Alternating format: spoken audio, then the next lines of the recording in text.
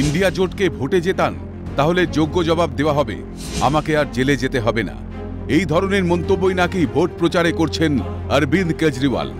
দিল্লির মুখ্যমন্ত্রীর বিরুদ্ধে সুপ্রিম কোর্টে বৃহস্পতিবার আদালত অবমাননার অভিযোগ এভাবেই তুলেছেই।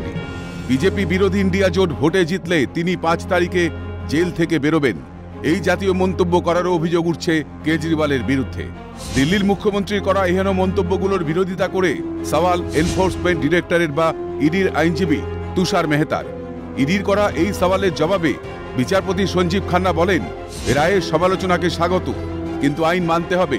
নির্দেশে স্পষ্টভাবে লেখা আছে 2 তারিখ সারেন্ডার করতে হবে কেজরিওয়ালকে।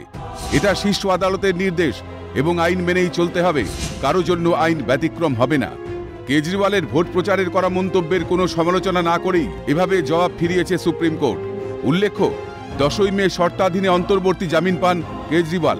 ভোট প্রচারে অংশ নেওয়ার সুযোগ করে দিতে এই সিদ্ধান্ত শীর্ষ আদালতের, যদিও তার এই জামিনের বিরোধিতায় সরব এনফোর্সমেন্ট ডিরেক্টরেট। সুপ্রিম কোর্ট স্পষ্ট জানিয়েছে, জামিন পেলেও ফাইলে সই করতে পারবেন না দিল্লির মুখ্যমন্ত্রী। আবগারি দুর্নীতি সংক্রান্ত কোনো মন্তব্য ভোট প্রচারে করতে পারবেন না অরবিন্দ কেজরিওয়াল। এদিকে দিল্লির মুখ্যমন্ত্রীর বিরুদ্ধে ইডির অভিযোগে আরও একবার স্পষ্ট, 2রা জুনেই তিহার জেলে ফিরছেন অরবিন্দ কেজরিওয়াল। ইন্দ্রাণী দাশগুপ্তের রিপোর্ট, ক্যালকাটা নিউজ।